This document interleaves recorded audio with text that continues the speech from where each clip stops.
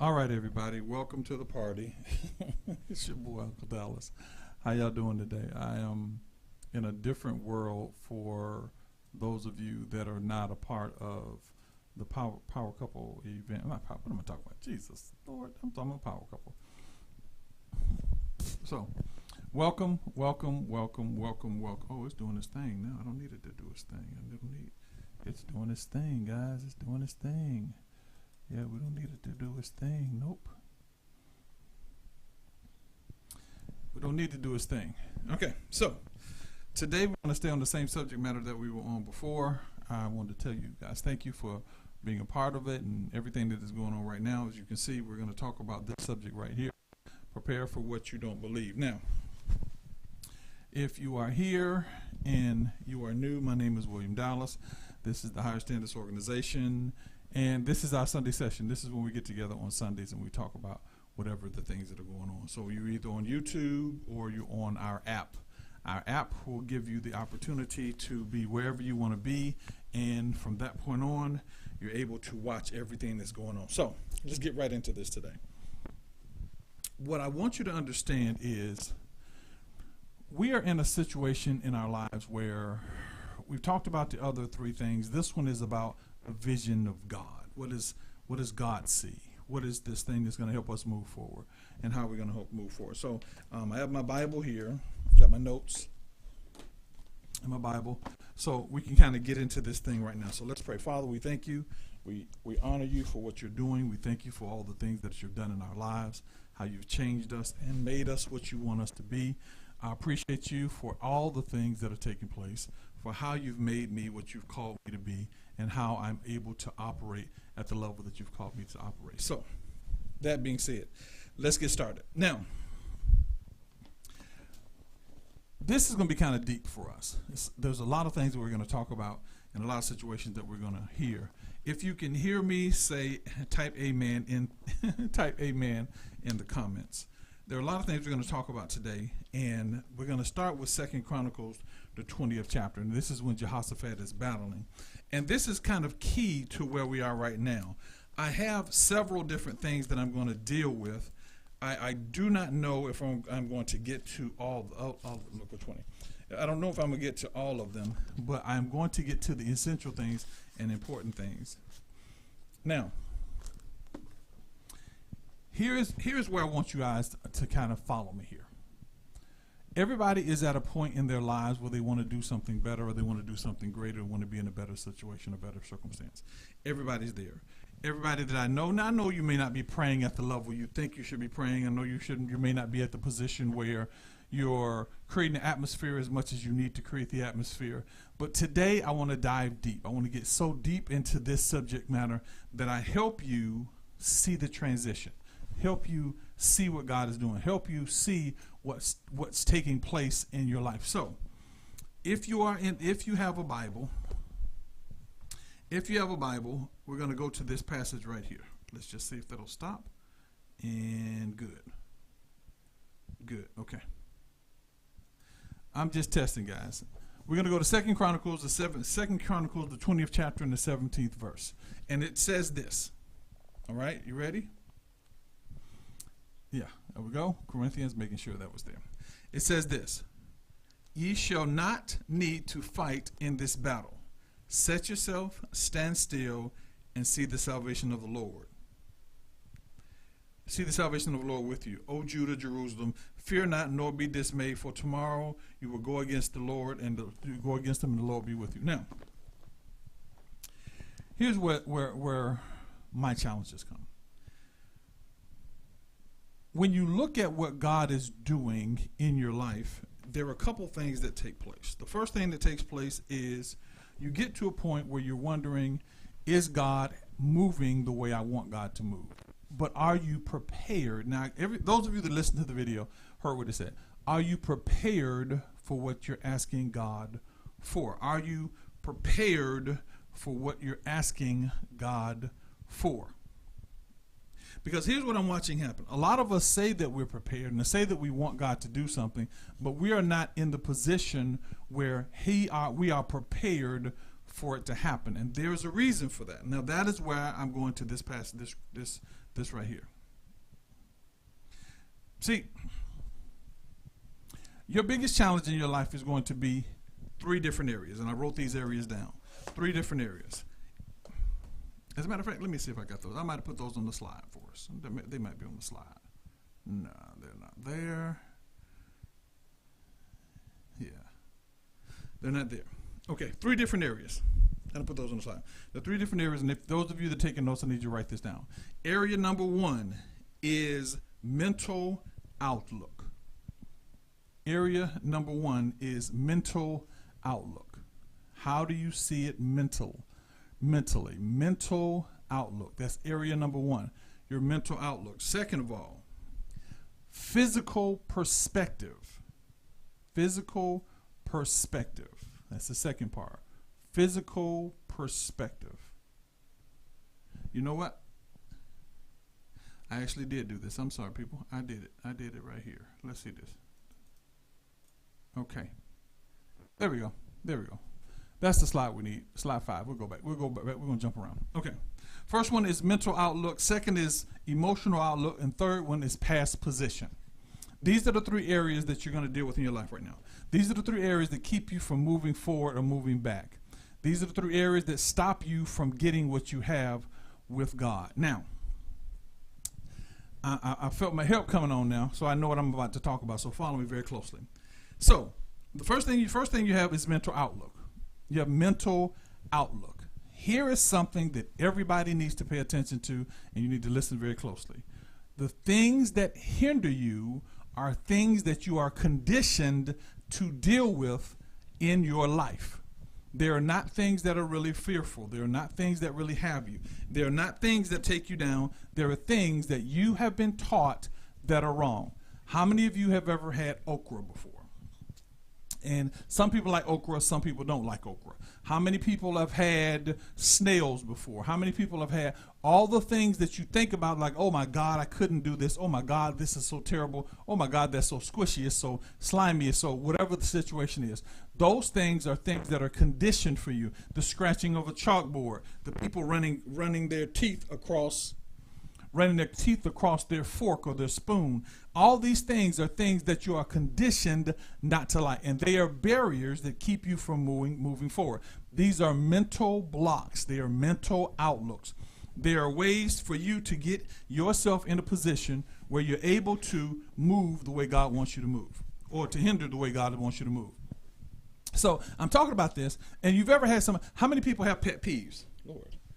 You have pet peeves. My pet peeve is organ. I hate things. I hate clutter. You may look at my office and go, oh my God, there's a whole bunch of clutter. But I hate clutter really, really, really bad. I hate it with everything that's in me. But what I realize is that is something that was conditioned to me because of my mother. My mother was very cluttered. She liked everything everywhere. It was organized to her, but it was cluttered to us. So why am I saying that? I'm saying that because, oh my God, what is the deal with my eye? I'm saying that because what's stopping you right now that is slowing you down from going through those things is your mental outlook. What you have, your mental outlook is what's stopping you. How you view where you're going. You're prepared in your prayer. You're prepared in your mindset. But how you view how you're going is what's stopping you. Because there are things that are set down in your psyche that are causing you to miss what God has for you. They're causing you to miss that step you need to take. It may be it's raining outside. People just don't go outside when it rains. It may be somebody told you about COVID. There's a new variant of COVID coming out from what I understand. And that variant says there are people that won't do things because of COVID. All these things are happening to stop you from taking that step. But what I need you to understand is you are not in this battle. This battle is not about you. Now, help me out. Hear me here. It's not about you because the physical person that you see is not the person that you are. Now, let's go back to let's go back to the very first slide. Now, the very first slide says this. Watch this. Watch this. It says, check this out. It says, good Lord, while we look not at the things, look at this, while we look not at the things which are seen. While we not look at the things that are seen, you are seeing things, and the purpose of those seeing things are to keep you from operating in what you know. While we look not at the things that are seen, but the things which are not seen, for the things which are seen are temporal, but the things which are not seen are eternal. You're not moving because you don't believe God can do it. I know that sounds kind of crazy, but that's the bottom line. You don't really believe God can do it. The reason you don't believe God can do it is because at this point in your life, you feel like God has forsaken you. You feel like God has a done anything. And what happens is your emotion is fighting against your spirit. Your emotions are fighting against your spirit. How you think about a thing is fighting against your spirit. You can't jump. You can't move. You can't offer any kind of movement because of how you feel. And it's just as simple as somebody saying, okay, I want you to try a snail. Right now, as I say snail, some of your whole brain shifts, your mind shifts. All these things start to happen in your body. Why? Because you feel a certain way about eating snails. I felt that way about eating oysters. You felt that way about, but here's the funny thing. If you were raised in a certain type place in the world, snails would be a part of your diet. Ants would be a part of your diet. You follow me? All these things, if you're in the military, you want to be a SEAL, you want to be a special forces, they teach you to battle your fears. Why? Because, guys, those things are only in your flesh. They're only your mental interpretation of what's going on. I talk about the Boogeyman Syndrome all the time. People have given you a boogeyman, and because they've given you a boogeyman, you've now told yourself that, you've told yourself that this thing is going to get you, or this thing is going to bother you. It's going to mess with you. As this one thing is messing with my eyelash. So the Boogeyman Syndrome says you have a monster, and that monster keeps you from moving. And because it keeps you from moving, what you find yourself doing is you adapt to the monster being there and make it a part of your personality trait. You make it a part of who you are. You make it a part of what you're dealing with. So what you do is you make that monster real to you, although he's not real. He's not real. Now, let me explain something. We had COVID. My wife and I had COVID. The key to having COVID is not the fact that COVID is not real or COVID is real or COVID is not real. The key to having COVID is the fact that you have to understand how your body type responds to what happened. How your body type responds to it. Because a lot of us, we had COVID, it was like a flu. It's like having a flu. Nothing happened to our lungs, our respiratory, none of that stuff took place with us. It was like having the flu. So we did what we would do with the flu, got through it. So what you have to realize is by giving you a general image, we create your own demons and your own monsters. And what that does is stops you from hearing from God. It doesn't silence God. It silences your receiving of what he says. So you don't hear from God. Why? Because what you see becomes your eternal, and what God says becomes your temporal. What you see becomes your eternal, and what God says becomes your temporal, because you flipped it upside down. So first thing you need to know and understand that in that subject, what do you see? Pay close attention to your surroundings when you're moving into an area. And what's going to happen as you pay more attention to it, what's going to happen is you're going to begin to see exactly where the enemy has set up fail-safes so you won't move. Look at what you become afraid of. Look at what stops you. Look at what happens to you. Try when you begin to pray, or you begin to read, or you begin to decide you're going to meditate, all of a sudden the cell phone rings. All of a sudden your mind begins to play things that you have to do and the things that you should have done and you forgot to do. So what happens is this whole system, this whole cycle in turn changes you and starts to distract you. Why? Because it can't defeat you, but it can distract you. Your mental outlook. So as a man thinketh, so as a man thinketh, so is his reality. So as a man thinketh, so is his outlook. So as a man thinketh, so is his path. your reality, your outlook, and your path are based on what you think. And it's not based on what you're thinking, it's based on what you thought. It should be, so as a man has thought, so is he. So whatever you build as a foundation of your thought process is the foundation by which you live, no matter how you slice it. There are people that say, I don't eat certain things. I went to a restaurant one time, and I'll never forget this all the days of my life. I went to one of the chain restaurants, steakhouses. And while I was there, the waiter was talking because we were saying, what's the funniest thing you've ever eaten? Think about it. What's the craziest thing you've ever tried? Well, mine was alligator. I tried alligator. Right. Tastes like chicken. I don't care how you slice it. It tastes like a chicken. And so while I was standing there, the waiter is standing over my head. He's standing while we're standing. I said, what else has anybody tried? Somebody said, oh, I tried squid. I tried squid. How many of you have tried squid? Yeah, squid is another one. So he said, try squid. So everything I said, he was shaking his head over our head. And so when now he was over the person in front of me, I could see him. He was over the person over our table. I said, I have a question. So the waiter standing, I said, tell us what you've tried. Ladies and gentlemen, he went down a list of rodents that most of us would run if he saw them. He tried possum, he tried squirrel, he tried snake, he tried badger, he's tried bear, he's tried deer, he's tried boar, wild boar. He went through a list of places. We're sitting like, oh my God.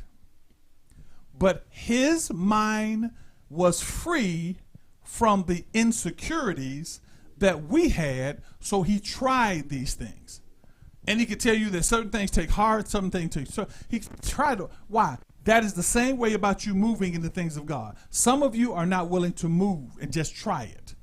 Just try to see if it's going to happen. Just try to see what's going to work. And then try with the belief that God is going to do it, because what you find yourself doing is trying it with the known belief or the foregone conclusion that it's not going to work. So in your mind, you believe this is not going to work. So your mental outlook is always failure. Your mental outlook is, I'm going to let this go. This is not going to happen. Your mental outlook is, it's not going to work. So that hinders what God is saying, because if God speaks it, now watch this. Remember this passage. The passage says, set yourself, stand still, and see the salvation of the Lord with you. He says, set yourself, prepare yourself. We can't hear because sometimes we're not prepared to hear. We're not prepared to hear. Now let's jump back over. I got this slide. These slides were just really crazy, but we'll jump over here. Okay, so the second one is your emotional outlook. This one is huge. People, this one is huge. This is why certain situations happen and certain relationships don't work, because this one is huge. It is huge. What this says to you is that your life is determined by how you feel. This is huge. This is huge. The only thing that contends with the voice of God is the voice of your emotions. The voice of your emotions sounds so much like the voice of God because it brings a level of peace when you speak from your emotions. Because what your emotions do is offset what is the thing that may be attacking you. It offsets the thing that may make you uncomfortable or may make you scared. So what happens is it offsets it. Now let's get back to where I was in the beginning. Okay, let's get back. Okay. Okay, these are the four passages we're going to deal with. It offsets it. And the reason that it offsets it is because what it does to you is put you in a position that you're going, this is the place I want to have peace. This is where I want peace to happen. This is what I want to happen in my life. Okay? It offsets it by saying, this is what I want. This is how I want it to happen. This is what I want to take place. So what happens is it begins to speak in agreement with you not moving forward. It begins to speak in agreement with what you think is right, what you think is wrong. Okay? Now, check this out. Because I realized how I did this. Watch this. One back, no, one forward. One forward. Okay. Look at this passage here. Hosea 4:6. Hosea 4:6. It says this: My people are destroyed for the lack of knowledge. My people are destroyed for the lack of knowledge. Now, here's why this is very important. Now, look at the second part of that. It says, my people are destroyed because they reject knowledge, not for the lack of knowledge, because they reject knowledge, and I will reject them. The people were destroyed for the lack of knowledge because they reject knowledge. Now, let me help you out. This is not you saying, God, I don't want to hear you. That is not what that is. It is not you saying, oh my God, I don't want to hear what you have to say, God. It is your emotions contending with what you feel, what you know God said. It's your emotions rejecting the option of God in your life. The reason I tell you to do the 5 things, pray, meditate, praise, worship, decree, is because it gives you a more receptive voice when it comes to God. It gives you a more receptive voice when it comes to God. You become more receptive to what God is saying. You become more receptive. Why? Because it conditions all the things that are happening in your life. Example. Right now, you're walking in millionaire status. We all are. We all are walking in millionaire status. And God is opening up doors for me, and amazing things are happening to me, and amazing people around me. And those amazing people around me are now putting me in a position where God wanted me in the first place. So what happens is I have to learn to accept the knowledge. See, what you have to realize, you have to let all the knowledge come in, and then your spirit determines which knowledge is necessary and which knowledge is not. So while he's doing these things around about me, I realize that God doesn't mean me any harm. And if God doesn't mean me any harm, why am I afraid to try what he tells me to try? Why? Because I'm emotionally bound. Some of you would call it soul ties. You're emotionally bound. There are people that hung around pastors and leaders and people in their lives because, hear me, they were there because they didn't want to hurt their feelings. There are people that you have accepted because you didn't want to seem like you were a mean person. All these things are emotional ties. They're your emotional view of this situation. They are how you see it emotionally. And your emotions sound so loud sometimes that there are people that say, well, you know what, God told me this, but you haven't moved. Because if God spoke it, how do you feel justified in not moving in that direction?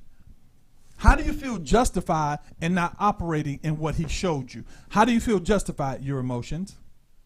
Your emotions tell you that you can't lose by following your emotions. And so what happens is you begin to say, because of his favor, because of his mercy, because of his grace, God will be all right. He'll be all right.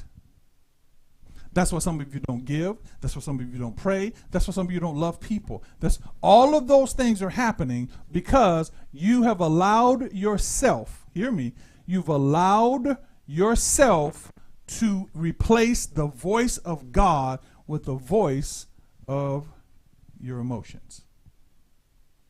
You're not ready. You're not ready. You're not prepared for what he's got you doing. You're not prepared for where he's called you to be. Good news. The good news is this. He's got you.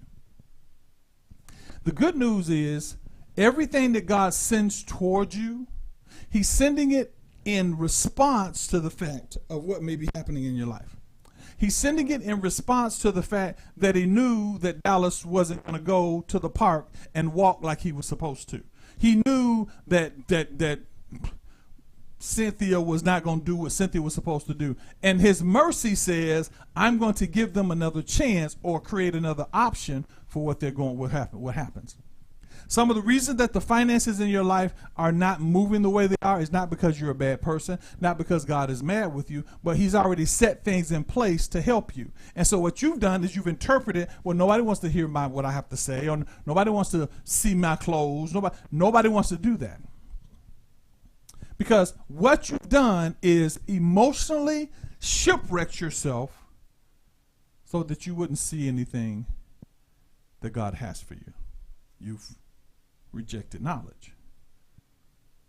But see, there's the other side of rejecting knowledge, and that's never receiving the knowledge in the first place. That's never getting the knowledge in the first place. The opposite to fear is knowledge. The more you know about a thing, the more you can take advantage of a thing. That's why people study war. When they study the neighbor, I mean, they study their competitor. They study his weaknesses, because nobody's perfect. So maybe he puts his right arm down when he's fighting, or maybe he blinks his left eye when he punches. You study that weakness, so you are confident that you will win in a battle with that weakness. Are you studying the things that are trying to bring you down? Yes, I like the fact that you write. I think it's very great. It's notable that you write. But what I need you to do is begin to study. I tell people all the time, go through these videos. Somebody that is notorious for that, Apostle Van Zandt. Apostle Van Zandt will go things over and over and over. She will get so much information, she'll get a book out of it. She'll go things over and over and over. Why? Because what you have done is you believe that your time is so well spent watching TV, playing a video game, sitting online. You think your time is well spent that way. You don't have time for that. I sit in my office so long to the point my wife has to come get it. I don't have time to waste doing things that are frivolous when there are books that need to be done. And more than that, when there are people that need what's inside of you. You are holding hostage the freedom that somebody else deserves because you don't feel good about yourself. You don't feel like they'll listen to you. Somebody's freedom is being held hostage to your emotions. Somebody's freedom is being held hostage to your fears. And so what's interesting is you want to be free, and if somebody was holding what you had, what you needed, you would be upset with them and say, why don't you just tell me, or why don't you just show me, or why don't you just give it to me? But you will take those things that are valuable to God and valuable to your world, and you hold them hostage to your emotions. Hold them hostage to your feelings. Hold them hostage to your fears. Yeah. Why? You don't want it bad enough yet. Not yet. You are not ready for it yet. You're not ready for the battle yet. What you're ready for is the opportunity to keep trying and telling everybody, I have an excuse. I'm handicapped. I have an excuse. My mother didn't like me. I have an excuse. My father didn't hug me. I have an excuse. You want an excuse for what God has already fixed in your life.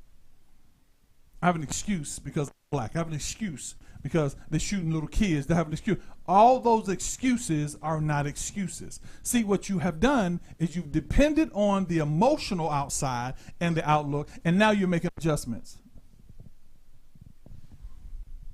Oh, I told you I was going to go deep. Some of you have made adjustments for your failures. And I don't want to say failure because you don't fail. You've made adjustments for your lack of knowledge. Hear me now. Hear me. Where you are right now means you've won every battle up until this point. Where you are right now, the house you're in, the car you're driving, the family you're in, that means you've beaten and won every battle up until this point. Which means you are a victor and victorious because you're here now. You are victorious because you are here right now. And because of that victory, you now have the opportunity to go to another level. But what you don't understand and what has been plaguing you is you don't know that you've won the victory. And so what has happened to you is you now are taking the fact of the bad things that happened into your past and you're bringing those to where you are right now. Because you are here and now you've won the victory. Somebody type that. I won the victory. Because of right now, this situation, this time, this circumstance, you've won the victory. You won. You beat some stuff to get here. You beat some situations. You beat some circumstances, sicknesses, and lies, and all these things. You beat them to get to this point right here. You won. You've won. You didn't you didn't get a pass. You got a victory. You won something. You didn't earn it. You won it. You beat it. You beat the Mike Tyson of your life. You beat the Magic Johnson, the Michael Jordans. You beat the Rock. You beat the things that you thought were going to take you down 5 years ago, 10 years ago. The things that you thought would never be able to win, you've won. I've won the victory. You need to live in that. Because what your mind is going to do, what your emotions are going to do, is begin to tell you that you didn't win. You ain't won nothing. You hate this house, but you don't want to be on the street. You hate these shoes, but you're not barefoot. These children get on my nerves, but they're safe. You've won the battle. And because you're victorious, you live in that victory. Stop living in your defeat, because your defeats were temporal. Your defeats were temporary. Your victories, my friend, were amazing. Because your victories got that man that was crazy out of your life. Your victories got you from being in the way of situations that could have hurt you and could have been detrimental to you. You have won the victory. But what are you doing with your victory? Are you settled in this place where I'm good, I got this far? No. This is why you're having challenges. You know why you're having challenges? Because the victorious part of you is saying we can win more battles. We can win more wars. So what happens, Romans 8:28 kicks in and says, all things work together for the good to them that love God. So all of a sudden, one day you're flipping through TikTok or YouTube, and boom, Uncle Dallas shows up. And he starts talking this crazy talk to say that you are the Lord or the God over your situation. And all of a sudden you go, oh my God, that's sacrilege. I can't be the God of my situation. But Philippians says that you are equal with God. And so now you're crazy upset because I never looked at the fact that meant that I had the same power level that God had over my situation. Then I realized that those victories that I had, those battles that I won, those situations that seemed to be bad, but all of a sudden I made it through them, were there because I have a level of power that is equal with the level that God has. I should be happy. I should be wielding that victory like it's a sharp sword or a two-edged sword. I should be walking around talking about, I wish you would. I wish you would try me, because if I beat it before, I'll beat it again. But what happens is we settle into emotional, what is it called? We set into an emotional inoculation.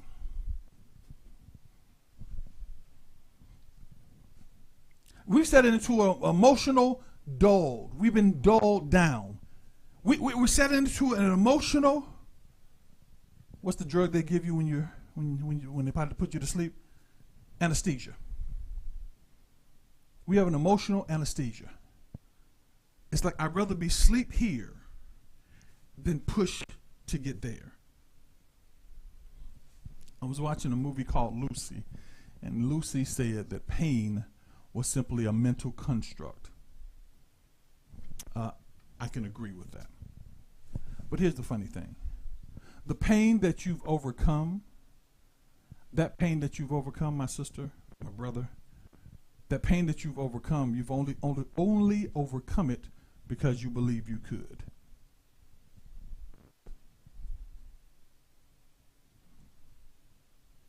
You've been inoculated.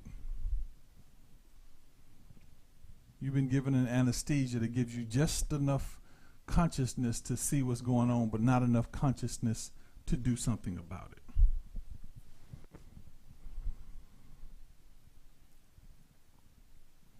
So that became your third one.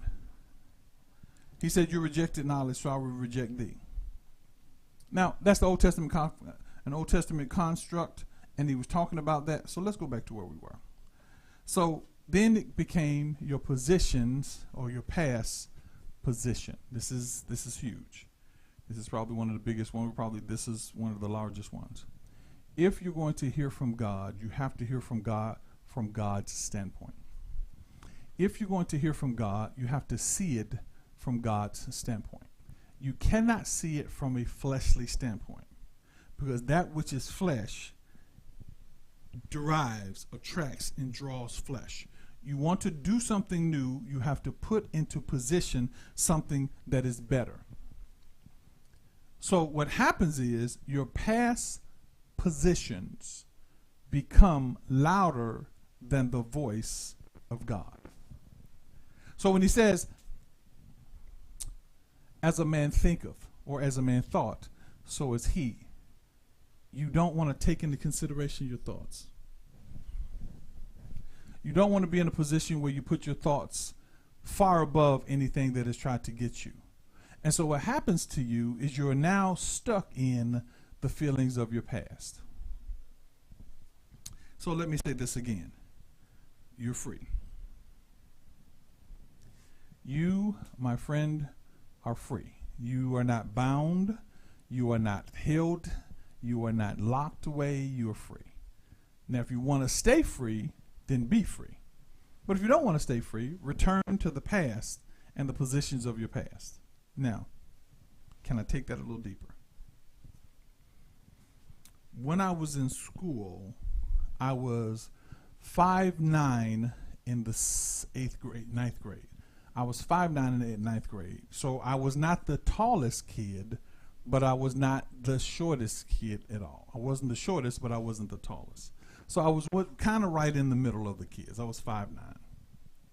I go from on vacation to Detroit. I lived in Atlanta. I go on vacation to Detroit. When I get back from vacation, I went from 5'9" to 6'2" over the summer. I just spurted. My position in school was nobody paid attention to me till I came to 6'2", and now I'm all of a sudden a basketball candidate. Didn't play sports here, but when I came back at 6'2", now the coach is looking for me. Because my past position changed to give me a new position. Does that make sense to anybody? What you were in your past does not give you any validity or means nothing to you right now in your present. What you have to realize is your past was what you dealt with in that position at this time and at this day and time. Your past was not a definition. It was not an eternal statement from God. It was what you dealt with in that morning at that time. So what you have to realize is what you're dealing with right now is this present moment that's going to change in the next moment. So where your life is right now and things are happening in your life, what you have to realize is, what do I do presently to make sure that the past position no longer has validity and the future position has potential?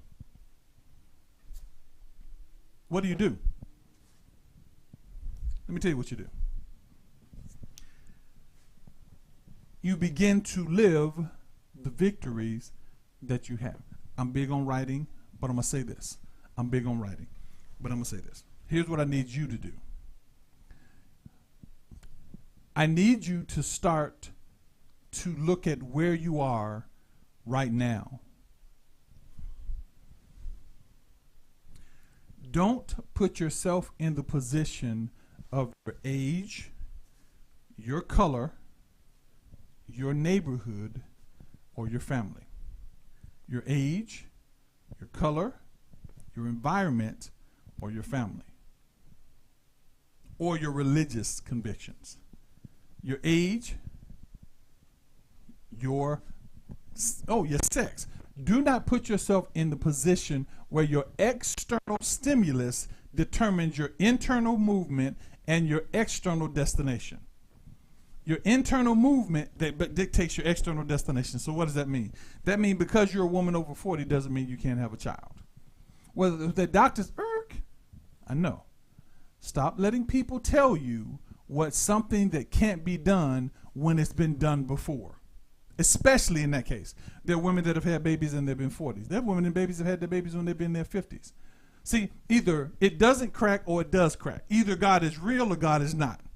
Sarah had babies when she was 99. You have to realize what they're telling you is what that one particular person did, and because that one particular person did it, now you have to now take into consideration that that could possibly happen to you. And so that nobody has a lawsuit, they start saying that to you. There was a time for coffee, and within coffee, the cups didn't have tops on them, so it burned a lady. Because it burned a lady, now they made sure everybody had tops so it didn't burn a lady. Now, I don't know what happened with that lady, and I'm not really trying to determine her validity or what she did. What I'm saying to you is, you cannot determine what you can do and what can happen in your life because somebody had a problem.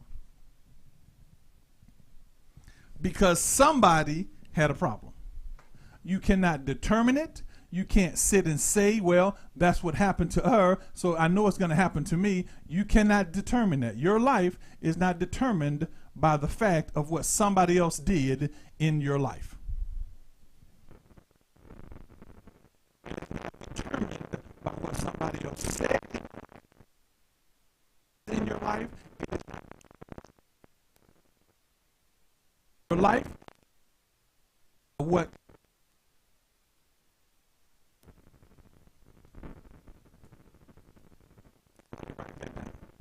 What did God say in your life?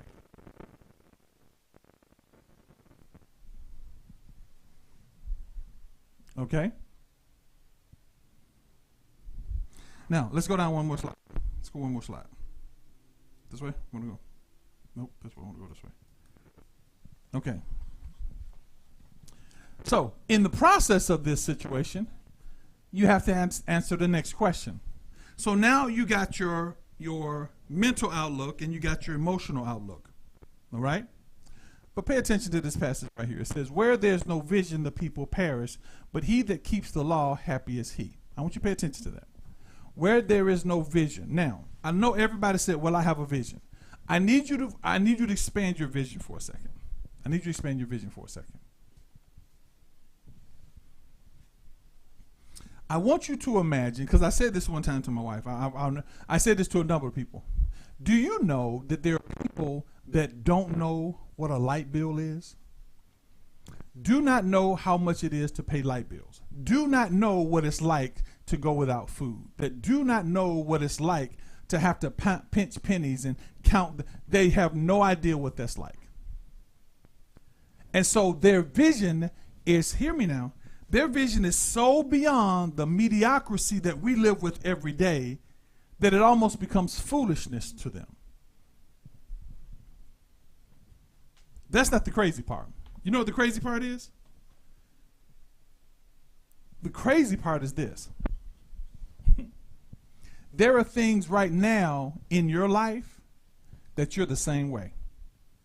There are things in your life right now, you're the same way as that person is. You're that same situation is what's happening in your life right now. There are places in your life where you go, man, right now, I saw a lady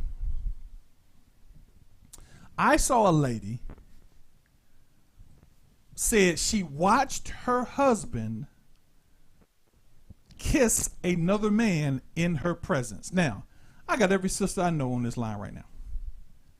And y'all thinking to myself, I wish my man would stand in front of me, I think I was watching on television, and kiss another woman. Not just peck her, kiss her for 20 to 30 seconds, just sitting there with the moaning and the touching and the kissing.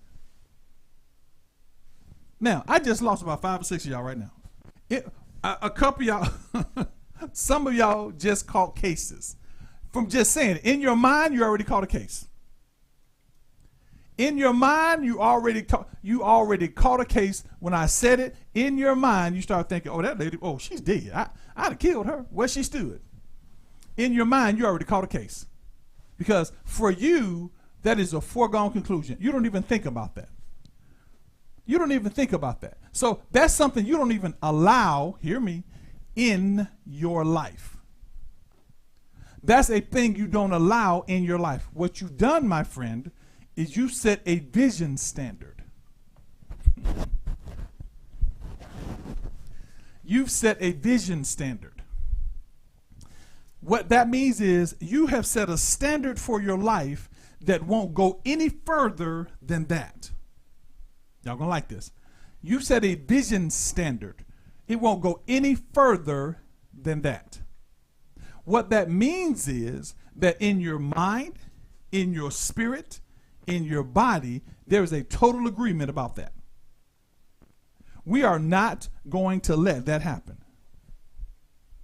To the point that if it happens to you, brother, if it happens to you, sister, you're going to have a conversation, if not immediately, before immediately. Why? Because that has no room in your environment. None. Some of y'all want, it's a body response. It is so deep that it's a body response. Some of y'all, what? It's that deep in you. That it's so deep in you, it does not, there is no explanation that will take place with that. You will break everything in your life that tells you no to stop that situation.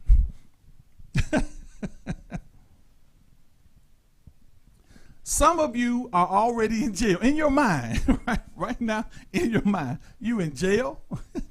you in jail. Number one. Number two, not only are you in jail, right now, some of you are right now thinking about how you're going to make bail because you will probably killed her. Y'all got that? Y'all understand that? That's how you make sure your environment is set on not allowing anything to get in there that is going to take you to another level, that's going to bring you down. That's how vigilant you have to be. That's where it says the kingdom of heaven suffers violence and the violent take it by force. That's the force. Your whole being says no to that. Your whole being says no to that. Everything in you says no to that. So if you can control your emotions, if you can control your your physical response. Do you know because of that, nobody has ever done that in front of you? Even people that don't like you, men that want to hurt your feelings or girls that want to hurt your feelings, they've never done that in front of you. They know that that's the point where you lose your stuff. That's the point where it's like, do that, but don't do that. There are some game changers. There are some, it doesn't go any further than this. There are some, what? Say what? There are some, do not try me, I wish you would in your life. That's where your vision has to get to. Your vision has to be, do not try me in these areas. Don't put your hand on my child. Come on. Y'all know these things. There are things that you don't go any further. That is as far as you're going to go. That is as far as you're going to go. That's how your vision needs to be. When you write your vision, when you begin to build your vision, that vision has to be just that strong. It has to be at the fact like, nope, we don't go down any lower than that. There, got it. We don't go down any lower than that. We don't operate at that level. We don't do that. My father and my mother separated when I was young. My father would come down and take us to Disney World and do certain things for us. And the reason he did those things was not to prove to my mother that he was better than she was. It was to show us how we should operate as his kids. He would say, my grandmother was big on this, Dallases don't do that. Dallases don't act like that. Our family didn't drink, we didn't cuss, we wasn't fighting out in the streets. We were very Kennedy-like. And that was because we were taught, you don't do certain things as a Dallas. You need to understand, as a Patterson, you don't do certain things. As a Howell, you don't do certain things. As a, this is going to be funny, y'all won't get it, but they'll get it. As a blah, blah, blah, blah, you don't do certain things. As a Moore, you don't do certain things. As a Cooper, you don't. Certain things don't go any further than this. We prosper. We make money. We grow. As Joshua said, as for me and my house, we shall serve the Lord. We do not let it get any further.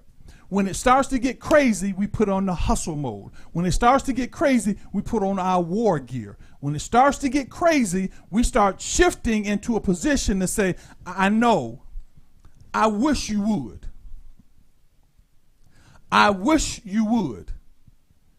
And when you understand the I wish you would, that's how you do. When I say write something down, you don't write it down to be writing it down. You write it down as a declaration and a contract with your future that says, the reason I wrote this down is because it's coming to pass. The reason I wrote this down because Dallases don't suffer. Dallases make people suffer. The enemy doesn't make you suffer. You make the enemy suffer. Dallases don't give up. We make other people give up. Dallases don't give in. We make other people give in. Why? Because you have won before. You've already beat this thing. You've already beat that thing.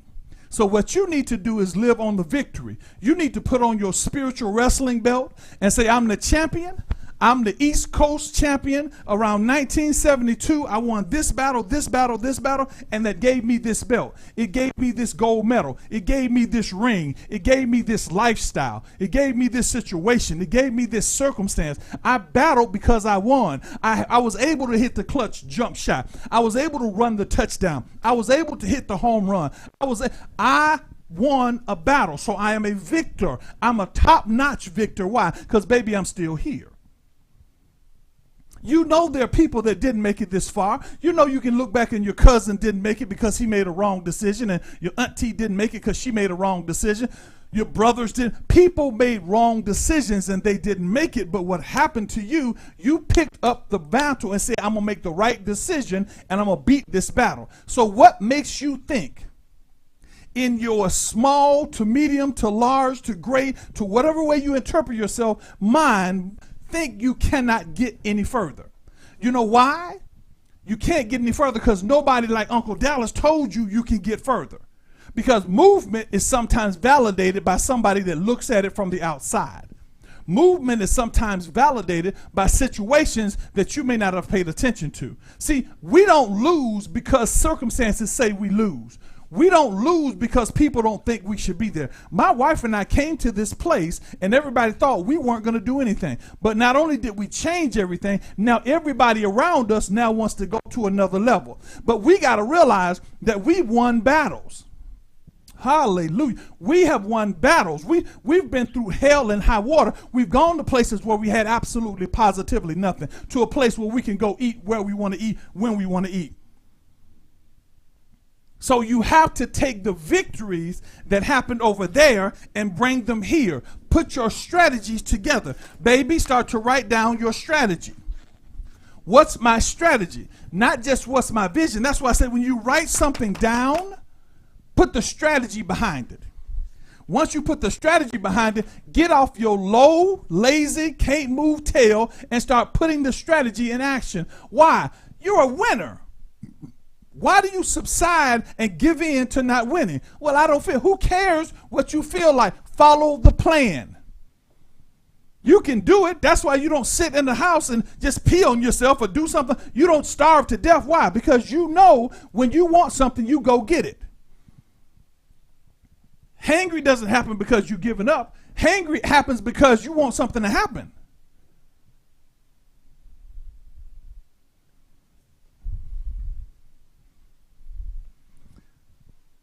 You can't be stopped unless you want to be stopped. You can't be slowed down unless you want to be slowed down. I'm not talking just to you. I'm talking to me as well. Me as well.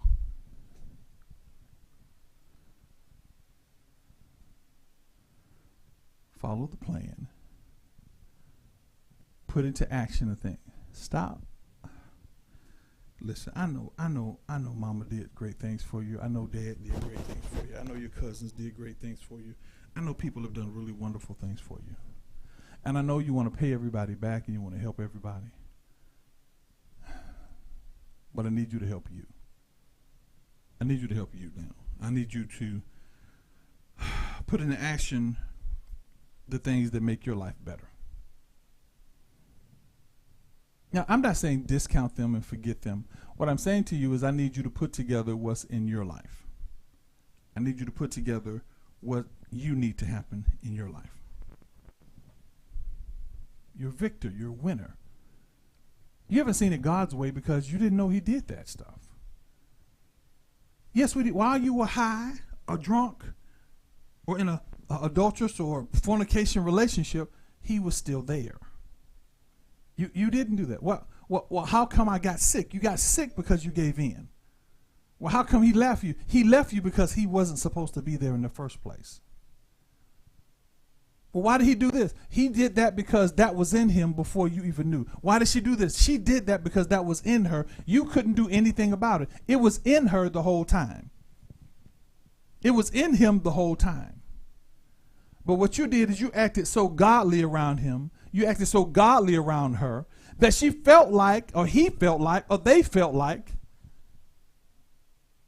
they could do this thing or act this way. Don't blame yourself. There was nothing you can do about it. Some of you got in relationships and situations because you were big and bad enough to get into them. Just I was big and bad enough to do it, so you did it. It's over. You did it. Don't keep telling yourself you did it. Don't keep reminding yourself it was done. Realize, if you didn't get the lesson, then I need you to look in the mirror and get the lesson.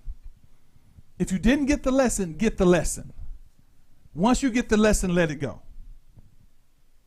Get the lesson. You need to stand in the mirror, say that I need to take responsibility for the stuff that I did. I need to say I'm sorry all the time. I need to break this thing that makes me not want to do what I need to do, and it's stopping me from getting what God has for me. Some of you go, I ain't saying I'm sorry. Why? What is that? What is that doing to you? What is killing you to say I apologize? What is killing you to say I let that go? No, I forgive. Those things are the things that are stopping you from going. You keep those things lodged inside your spirit. What is stopping you by saying, no, I'm not going to do that? I remember telling a young lady, don't go to church anymore. She still goes to church, and they're abusing her, and they're treating her bad, and she won't stop. Why? Because the part of you that just won't let go.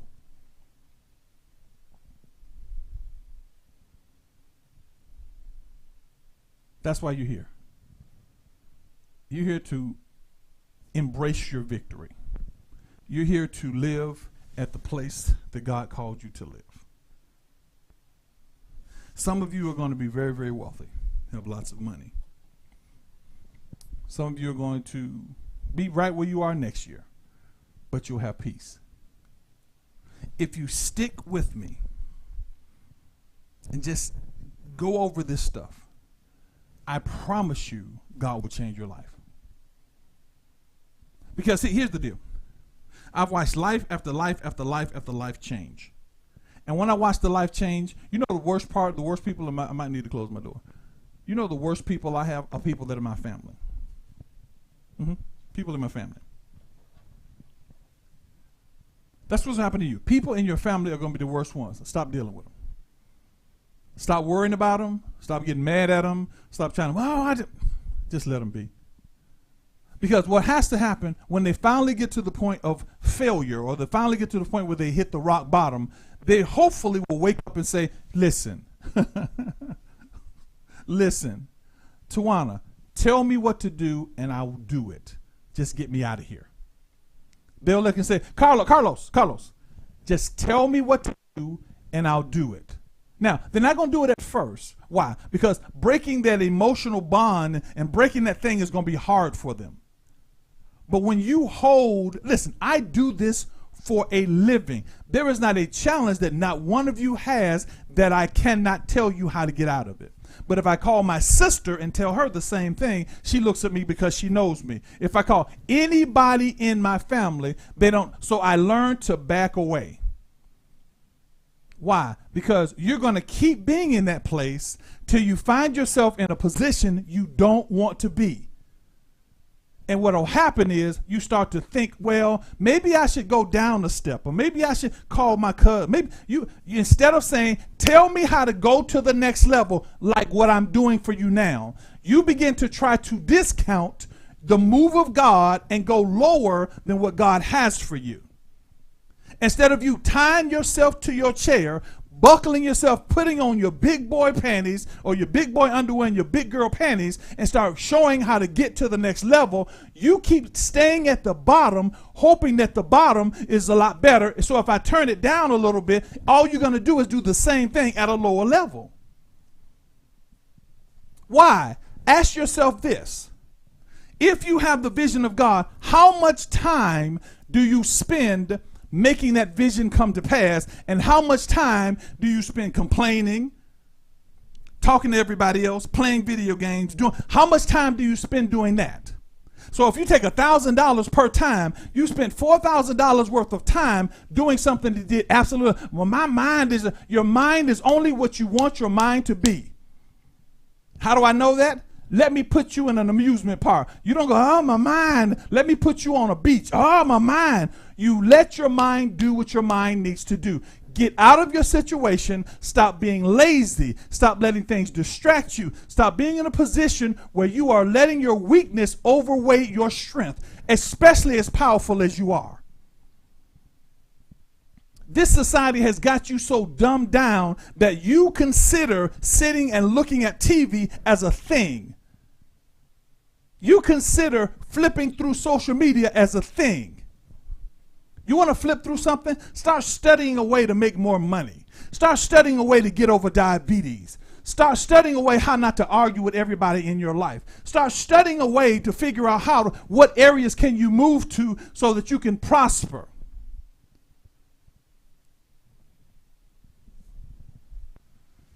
God has spoken greatness to everybody. That's why you're here. There are over 245 people that say they follow. Of the 245, about 100 of you are following. And everybody else is falling into whatever situation they're in, whether it's the situation where they made a mistake, this isn't where they wanted to go, whatever situation is. But I'm not going to let you guys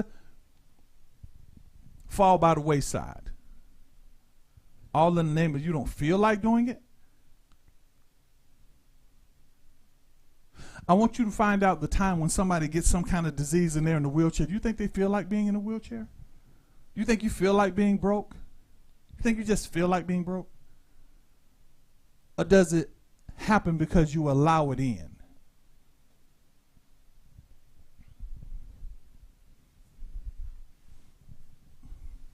God has spoken in your life. If you haven't heard him speak, let me speak for him. You're the head and not the tail. You're above only and not beneath. You are the strength and the power of everything great. Inside of you, I place the fullness of the Godhead bodily. I'll give you a name that's above every name, that at your name people will tremble in heaven, in earth, and under earth. I've given you every power necessary to win the battle. I've given you everything necessary to beat the enemy. You can tread on serpents and scorpions, and nothing in shall no matter and me shall help you, be able to hurt you. Every place the soles of your feet shall trod, you will possess. Hear God speak to you.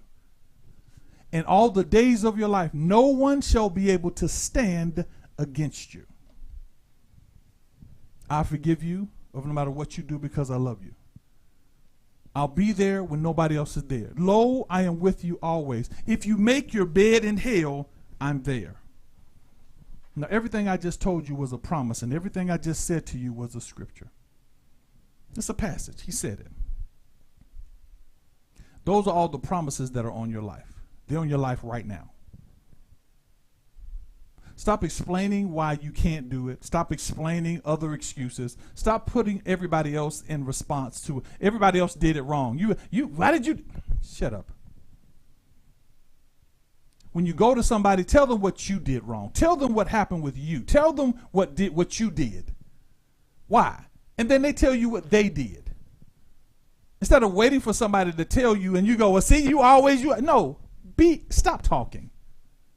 Figure out why you are in your situation. Not your husband, not your wife, not your cousin, not the person that you let stay over your house. And why? Stop all that mess and watch what God is doing. Why? Because you have won this victory before. And you can win it again. But you got to stop making excuses. We got to stop telling ourselves that we are terrible. Stop telling ourselves that we need something when we have a God that loves us. We got to stop complaining to people because they won't help us.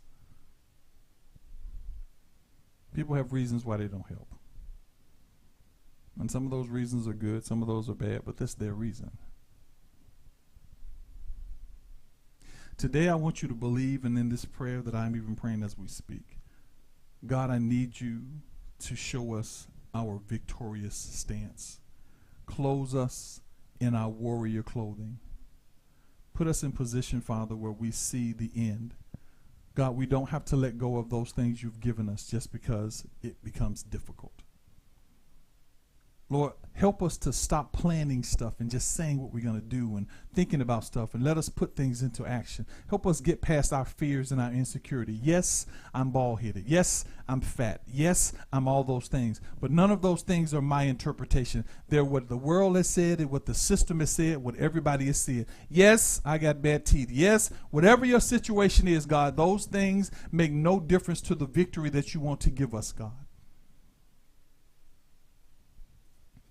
I've missed television shows, HBO specials because of interpretations of how people viewed me. God, give them a view of how you see us. Help us to understand, Father, you did not put us in a position to tease us or to make us to feel bad or to embarrass us. You put us in a position for us to be a light that sitteth on the hill, that brings illumination to every person, every situation, every circumstance. And we love you, God. As difficult as it sounds and as hard as it feels sometimes, even the times it feels like we're not going to make it, we know that you're there. God, out of the midst of darkness, you said for every place you'll make a way of escape. In every bit of darkness, I thank you, Father, that you will make a way of escape. Show us our way out. Show us our way out. Speak it to me or speak it to someone around me to show us our way out, God. We bind up every emotional tie that the devil has done in our lives to make us live behind our insecurities and live behind our sensitivities and live behind our fears. We come out as victorious and we walk as strong children of a most high God. We thank you for power and ability. We thank you for healing and deliverance, prosperity and process. We thank you that you are the God of our salvation, meaning you're the God that saves us. You are the example of our born again, which means you are our transition. You are the God that gives us the weapon, which means you are the God of our victory. We thank you for that, Father. I thank you for every person that watches this video or is watching this video. I pray that you give them strength in the day that comes. As they write down, give them witty ideas and inventions and show them that you are valuable and that they are valuable to you. I love you, God. I bless you for it. Amen.